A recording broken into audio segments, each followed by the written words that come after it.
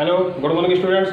आज हम जो है कक्षा 6वीं में संस्कृत विषय में षष्ठ पाठा 6वें पाठ में मम दिनचर्या एक बार पुनः पढ़ने के लिए जा रहे हैं। इसके पूर्व में मैंने आपको इस पाठ के विषय में बताया था और पढ़ाया था। मैंने आपको बताया था कि दिनचर्या का मतलब क्या होता है। दिनचर्या का तात्पर्य होता है हमारी एक दिन में होने वाली क्रियाएं जो हम प्रतिदिन करते हैं, जो जिस कार्य को हम करते हैं उसको बोलते हैं दिनचर्या, और उसको इंग्लिश में हम लोग टाइम टेबल कहते हैं, जो हमारे दिन का एक टाइम टेबल फिक्स रहता है। ठीक है, तो कल मैंने आपको द्वितीय विभक्ति के बारे में विशेष करके बताया था कि द्वितीय विभक्ति का हम कहाँ कहाँ प्रयोग करते हैं, उसके विषय में मैंने आपको बताया था। तो आज चलिए हम पुनः उसी की ओर चलते हैं। किसकी ओर? द्वितीय विभक्ति की ओर। यहाँ पर आप ये जो शब्द लिखे हुए देख रहे हैं 1 2 3 4 5 और 6 आप देख रहे हैं कि ये जितने भी शब्द अथवा तो नाम यहाँ पर लिखे हुए हैं उन सब के पीछे माँ लगा हुआ है, और माँ में देखिए आप हलंत लगा हुआ है, इस तरह करके। ठीक है, लगा है कि नहीं लगा? आप देख रहे हैं, आपको समझ में आ रहा होगा। तो मेरे कहने का तात्पर्य है कि जिन शब्दों के पीछे माँ हो और हलंत लगा हो वो जो है द्वितीय विभक्ति का होता है। तो मैंने कल आपको बताया था कि द्वितीय विभक्ति में 3 वचन होते हैं। कितने वचन होते हैं? 3 वचन होते हैं, एक वचन, द्विवचन और बहुवचन। तो यहाँ पर जो है जैसे बालकम है, कौन सा है? बालकम। इसमें जो है द्वितीय का एक वचन है, तो इसका अर्थ होगा बालक को। हिंदी में क्या अर्थ होगा इसका? बालक को। पितरम, तो इसका हिंदी में क्या अर्थ होगा? पिता को। मातरम, तो क्या होगा? माता को। हिंदी भाषा यानी हिंदी भाषा को। ठीक है, गुरुम यानी गुरु को। ईशम यानी ईशम को। ठीक है, तो आप समझ गए होंगे।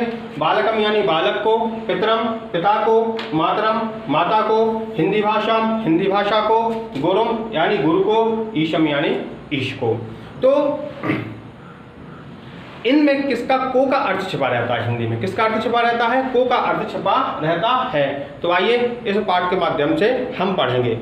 तो यहाँ पर रमेश और मोहन 2 बालक हैं, इनका आपस में संवाद चल रहा है। ठीक है, तो रमेश मोहन से पूछता है कि रमेशः प्रातः तुम कदा उत्तिष्ठति।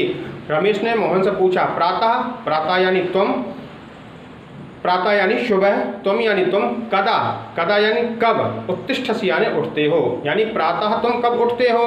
तो मोहन ने कहा अहम प्रातः 5 वादने उत्तिष्ठामि, मैं जो है प्रातः सुबह 5 बजे उठता हूँ। रमेश ने पूछा अनंतरम तुम किम करोसि, इसके बाद क्या करते हो? तो मोहन ने कहा अहम प्रथमम गुरून् प्रणमामि। तो यहाँ पर जो है गुरु में आया, देख रहे हैं आप, गुरु शब्द आया, तो यहाँ पर क्या आ गया? 7वां अपना गुरु आया। और आप देख रहे हैं यहाँ पर मैंने ऑलरेडी यहाँ पर लिखा के रखा हुआ है। तो ये क्या हो गया? गुरुम, यानी गुरु को प्रणाम करता हूँ। किसको प्रणाम करता हूँ? सबसे पहले मैं गुरु को प्रणाम करता हूँ, ये लिखा हुआ है। ठीक है, अहम प्रातः 5 वादने उत्तिष्ठामि। अहम का मतलब क्या है? हमने सर्वनाम में पढ़ा था। अहम का मतलब होता है मैं।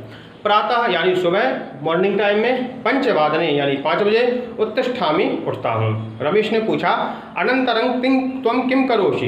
अनंतरम यानी इसके बाद में, त्वम यानी तुम, किम यानी क्या, करोषि यानी करते हो, उससे प्रश्न किया। तब मोहन ने कहा अहम प्रथमम गुरुम ईशम च प्रणमामि। अहम यानी मैं, प्रथमम यानी सबसे पहले, गुरुम गुरु को, ईशम, देखिए ईशम यहाँ पे लिखा होगा, ये लिखा है ईशम यानी ईश्वर को। ठीक है, प्रणमामि यानी प्रणाम करता हूँ। उसके पश्चात मातरम पितरम च नमामि। तो यहाँ पर देखिए ये है मातरम और ये है पितरम, माता पिता को। आ रही बात समझ में? माता को और पिता को नमस्कार करता हूँ। तब रमेश ने पूछा ततः किम करोसि। रमेश ने पूछा ततः किम करोसि, इसके बाद क्या करते हो? तब मोहन ने कहा अहम नित्य क्रियाम करोमि, इसके बाद मैं जो है नित्य क्रिया को करता हूँ। तो आप देखेंगे नित्य क्रिया में भी एक स्त्रीलिंग का है, तो ये द्वितीया के एक वचन में क्या बनेगा? नित्य क्रिया, मैं नित्य क्रिया को करता हूँ। फिर उसके बाद में स्नानम करोमि, तो जो स्नान है ये भी द्वितीया का एक वचन है, तो स्नान को करता हूँ। ततः प्राणायामम, तो क्या है प्राणायामम,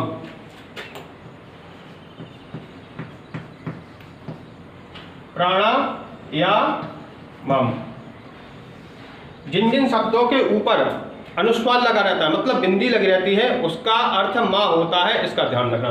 प्राणायामम करोमि, तो ये भी द्वितीया का एक वचन है, तो इसका अर्थ हो जाएगा प्राणायाम को करता हूँ। उसके बाद में स्वल्पाहारम, तो देखिए स्वल्पाहारम, ये भी द्वितीया का एक वचन, यानी स्वल्पाहार को करता हूँ। उसके बाद में स्वल्पाहारम करोमि, यानी नाश्ता को करता हूँ। पश्चात सार्ध सप्तवादने, इसके बाद में 7:30 बजे, कहाँ पर विद्यालयम,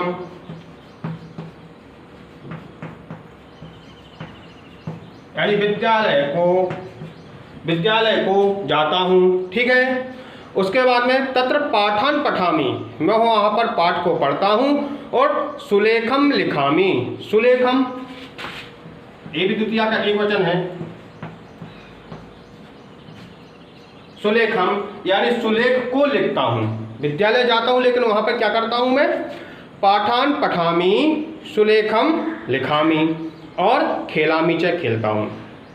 तब रमेश ने पूछा कि मोहन तत्र त्वम काम काम भाषा पठसि, कि मोहन तुम वहाँ पर कौन कौन सी भाषा पढ़ते हो, उसके विषय में मुझे बताओ। तब मोहन ने कहा अहम, यानी मैं हिंदी भाषाम, संस्कृत भाषाम और आंग्ल भाषाम, ये जो तीनों भाषाएं हैं, कौन कौन सी भाषा, जैसे मैंने केवल यहाँ पर हिंदी भाषा को लिखा है, लेकिन आप बुक में देखेंगे हिंदी भाषाम, संस्कृत भाषाम, आंग्ल भाषाम च पठामि, मैं इन सभी भाषाओं को पढ़ता हूँ, ठीक है।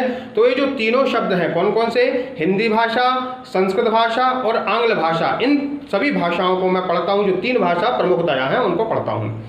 रमेश ने कहा एताः सर्वा भाषा तुम पठसि, एताः यानी ये सभी, सर्वाः यानी सभी, भाषा यानी भाषाओं को तुम पठसि तुम पढ़ते हो, इन सभी भाषाओं को तुम पढ़ते हो। किंतु रुचिकरा सरला च भाषा कास्ति, लेकिन रुचिकर और सरल भाषा कौन सी है। मोहन ने कहा संस्कृत भाषा अति रुचिकरा सरला चास्ति, जो संस्कृत भाषा है वह बहुत ही रुचिकर और सरल है। कौन सी भाषा है रुचिकर, जो संस्कृत भाषा है वह बहुत ही रुचिकर और सरल है। तब रमेश ने कहा पठनानंतरम तुम किम किम करोषि, पढ़ने के बाद में तुम क्या क्या करते हो, किम किम का मतलब क्या है, क्या क्या। तब मोहन ने कहा अहम 12:30 गृहम आगच्छामि, मैं 12:30 बजे घर आता हूँ। तदा भोजनम करोमि, फिर मैं जो है भोजन करता हूँ। अनंतरम गृह कार्यम करोमि, उसके बाद मैं घर के कार्यों को करता हूँ। और सायंकाले खेलामि, सायंकाले यानी शाम को खेलता हूँ। भोजनम कृत्वा दूरदर्शनम पश्यामि, भोजन को करके दूरदर्शन यानी टीवी देखता हूँ। और अनंतरम 9 शयनम करोमि, उसके बाद मैं 9 बजे सोता हूँ।